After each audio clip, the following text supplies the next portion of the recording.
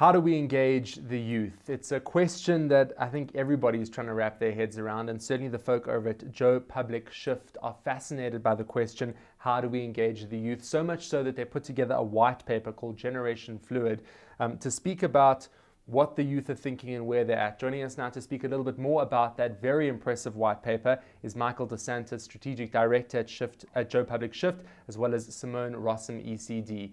So let's talk about this paper, and certainly one of the big words coming through in this paper is this word fluid. Right, so we did a bit of research and really tried to understand the psyche of Generation Z, the successors to the millennials.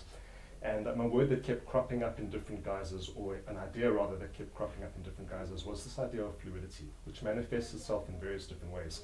I think more so than any other generation before it, Generation Z is the most disruptive, the most fluid generation in terms of how they engage with each other, the world around them, how they identify themselves, how they express themselves. And I think the onus is on us as an industry to find really innovative ways to break through and tap into that psyche so that we're able to engage them in a relevant and meaningful way in a world where there are so many other brands competing for their attention. So 4 very specific kind of trends, if one could call them that, coming through in this paper. Let's break down those 4 sort of really strong insights. Yes, so we latched onto 4 key insights related to the idea of fluidity. I'll break them down very briefly, and Simone, if you want to add some examples perhaps of brands that have really done well in that space. The first one is spatial fluidity. This really speaks to how the youth are expressing or experiencing rather and engaging with spaces, whether they be physical and virtual, and obviously the two being very much intertwined these days, the lines have blurred significantly.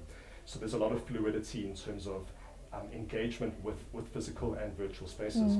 The second, so I mean, if we just look at, even just locally recently, we've seen a lot of virtual brands like the likes of Yappie Chef moving into physical brick and mortar stores. It's about brands behaving a lot more fluidly, transitioning fluidly between those physical and virtual spaces to really be able to connect. Because digitization aside, ultimately our consumers are still looking for that emotional connection with brands.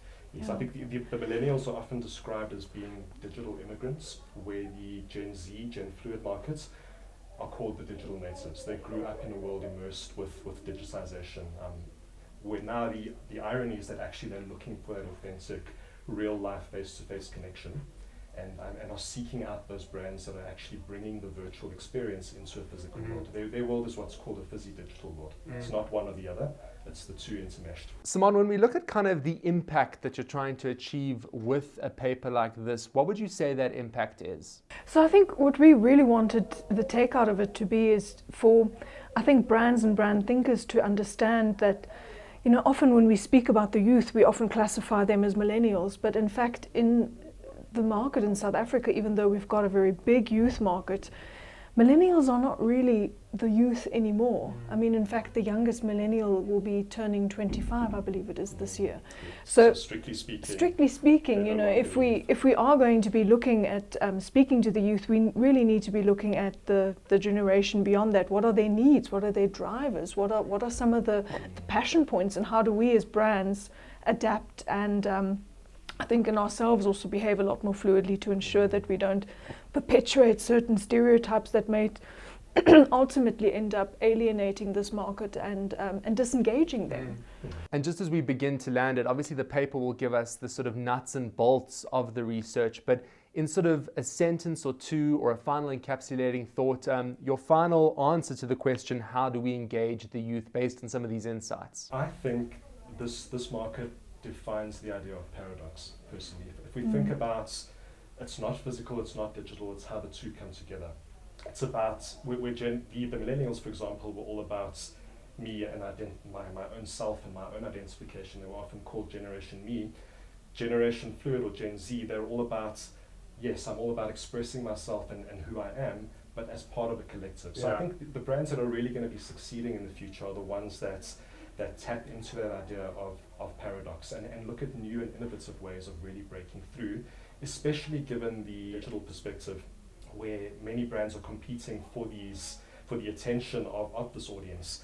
And the brands that are really succeeding are often the ones that are flouting what we've been told, for example, about content. Keep it shorter, keep it brief, keep it simple. Sometimes you can break through, for example, with very long content, but it has to have a really engaging and compelling storyline to it. Yeah. So the paradoxes, I think, are things that will be interesting for us as an industry to tap into and really redefine and change the rules of engagement, if you will. Simone, What's worked in the past isn't going to work in the future. Simone, in a sentence?